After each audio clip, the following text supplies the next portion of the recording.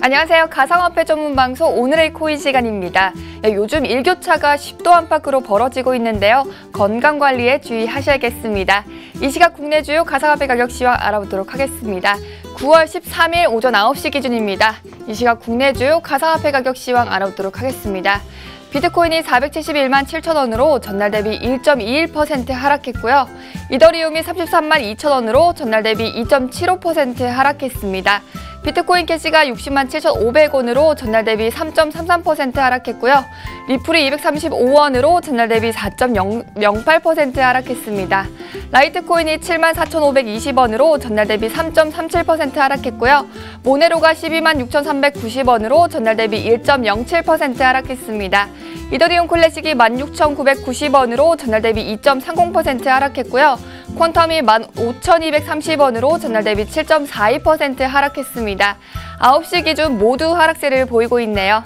글로벌 가상화폐 시장을 분석해줄 송범선 애널리스트 나와주셨습니다. 안녕하세요. 안녕하세요. 반갑습니다. 송범선입니다.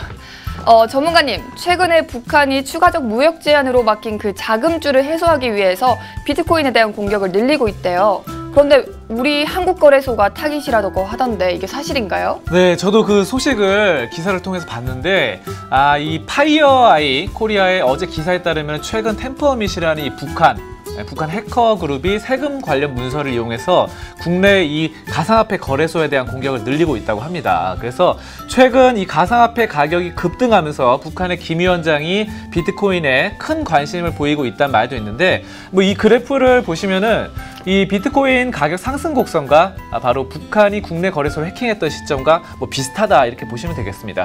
자, 그래서 여기가 첫 번째 선이 있죠. 그리고 두 번째 그리고 세 번째 이렇게 올해만 해도 세 번의 공격이 있었다. 이렇게 보시면 되고요. 그런데 이제 북한 공격은 갈수록 진흥화되고 있어서 거기에 대한 대응책이 마련돼야 될 것 같습니다. 그렇다면 왜 한국을 이렇게 집중 공격하는 걸까요? 아무래도 언어가 통하고 그런 점이 있고 또 가장 큰 이유로는 이제 한국이 올해 가상화폐 거래가 가장 많은 나라 가운데 하나이기 때문에 이런 집중 타깃이 된 것으로 보여지고 있습니다. 네, 그러면 차트를 통해서 이제 본격적인 부분 얘기해 보도록 하죠. 네, 하루 동안 일었던 상황들 점검해 보도록 하겠습니다. 일단 일본에서 이 비트코인과 가상화폐 세금을 물린다는 악재가 있었어요. 그리고 이제는 각종 규제에 만성이 돼서 이런 안도 랠리가 펼쳐진다라는 이런 것들이 팽팽하게 힘겨루기를 하고 있다고 보시면 되겠고 그런 것들이 혼조세로 반영이 됐습니다. 상승을 하다가 여기서 오후 4시쯤부터 하락 매물이 나오면서 비트코인이 약세로 전환을 합니다. 자, 그리고 이런 것들이 좀 이어질 가능성이 높은데 지금 JP모건 체이스의 다이먼 이 CEO가 한 발언이 있어요. 바로 비트코인이 17세기 네덜란드 튤립보다 더 사기다 이런 말을 했어요. 그래서 이런 비트코인의 이런 가격적인 부분 폭발하고 말 것이다 이렇게 말을 했습니다. 다소 위험한 발언이긴 한데 이 JP모건의 같은 경우는 예전에 대공황 때도 굉장한 영향력을 발휘했던 엄청나게 역사가 있는 가문적인 그런 회사입니다. 그렇기 때문에 무시할 수 없는 발언이에요. 그래서 이런 부분들 참고하셔서 약세로 이어지는 건 리스크 관리가 핵심적이다. 여러분들 너무 공격적으로 하시는 건 안 좋을 것 같고요. 그 다음에 다음 거 이더리움 보도록 하겠습니다. 이더리움 같은 경우는 비슷한 흐름이긴 했지만 약간 변동성이 더 컸어요. 그래서 올라갈 때 확 올라가고 떨어질 때는 또 많이 떨어졌다. 이렇게 보시면 되겠습니다. 자, 그 다음에 퀀텀 보겠습니다. 퀀텀 같은 경우는 이제 여기서 비슷하게 하락을 했지만 여기서 좀 반등한 폭이 좀 컸는데 바로 호재가 있습니다. 바로 9월 13일 바로 오늘이죠. 퀀텀 메인넷이 오픈을 합니다. 기존의 퀀텀 같은 경우는 이제 정식적인 화폐가 아니라 비공식적인 그런 ICO 기반의 가상화폐였다 이렇게 보시면 되는데 이제 지갑이 열리는 겁니다. 퀀텀만의 지갑이 열려서 독자적인 행보를 나서서 독립을 한다 이렇게 보시면 돼요. 그래서 아무래도 이런 부분들이 생태계 마련에 좀 긍정적으로 보시면 되겠습니다. 여기까지 차트 분석이었습니다. 네, 전문가님, 중국에 이어서 일본까지 가상화폐 규제에 나서고 있는 움직임인데 이걸 어떻게 봐야 될까요? 네, 일본이 일단은 가상화폐에 대한 거래 45%가량의 세금을 물리기로 했어요. 이런 부분들이 오늘 좀 악재로 굉장히 좀 작용을 하겠고요. 자, 이런 것들이 중국과도 연관이 돼 있죠. 중국 같은 경우 최근에 각종 규제 때문에 기존의 채굴량 1위였어요. 70%의 비중을 차지하고 있었는데 이것이 비중이 떨어지면서 최근에 거래량 90%에서 전 세계에서 30%까지 거래량이 떨어졌습니다. 자, 그래서 이런 각종 세계의 규제들, 정책적인 부분들 어떻게 할지 우리가 예측보다는 대응의 영역으로 투자에 임하신다면 리스크 관리 좋게 반영되겠다. 이렇게 보시면서 오늘 가상화폐 종합 방송, 종합 분석 마치도록 하겠습니다. 네, 말씀 감사합니다.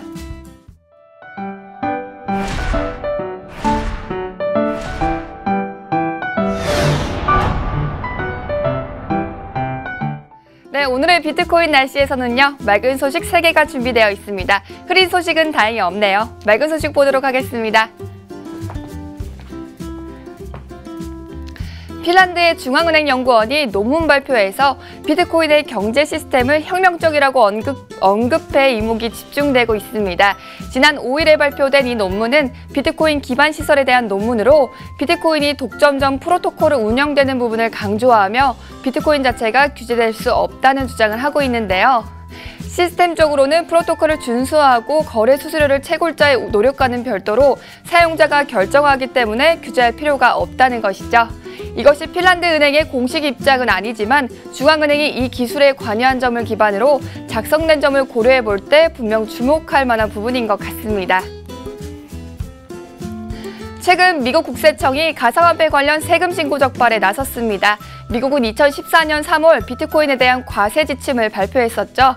그런데 2015년 비트코인에 관련된 세금 신고를 한 사람은 802명밖에 되지 않았다고 합니다. 이에 미국 국세청이 세금 미납자를 직접 찾아내기 위해 블록체인상의 거래 감시 서비스를 제공하는 채널리지스와 협력해 증거 수집에 나섰습니다. 미국 국세청은 대형 거래 이력이 있는 증권업자를 우선 수사할 방침이라고 하네요. 온라인으로만 제공됐던 가상화폐 서비스를 오프라인에서도 만날 수 있게 됐습니다. 가상화폐 관련된 모든 것을 하나의 체험 공간으로 구현한 것인데요. 비트코인, 이더리움 등 가상화폐 시약을 대형 전광판을 통해 한눈에 확인할 수 있고 ATM 기계를 통해서 거래도 가능합니다. 또한 전문 어드바이저를 통해 가상화폐 궁금증을 깔끔하게 해결할 수 있다고 하네요. 차명훈 코인원 대표는 한국의 가상화폐 시장이 급격히 성장하고 있는 데에 반해 가상화폐에 대한 접근성이 떨어지고 정보도 부족해 소비자들의 신뢰 있는 정보를 선별하기 어렵다고 생각했다며 설립 이유를 밝혔습니다. 세종시에서 사진 스튜디오를 운영하고 있는 신희섭 씨는 최근 비트코인 결제 서비스를 도입했다고 합니다. 2달 전에 블록체인 시스템에 대해 알아보기 시작하면서 비트코인의 매력에 흠뻑 빠졌다고 하는데요. 지난달에는 통 크게 1비트코인을 구입했다고 합니다. 서비스를 도입한 지 며칠 되지 않아 아직 많은 거래가 이뤄지지는 않았지만 비트코인의 미래 가치를 확신한다며 이후 많은 거래가 있을 것이라고 하네요. 내일도 다양한 소식으로 인사드리겠습니다. 지금까지 오늘의 코인의 고은비치였습니다.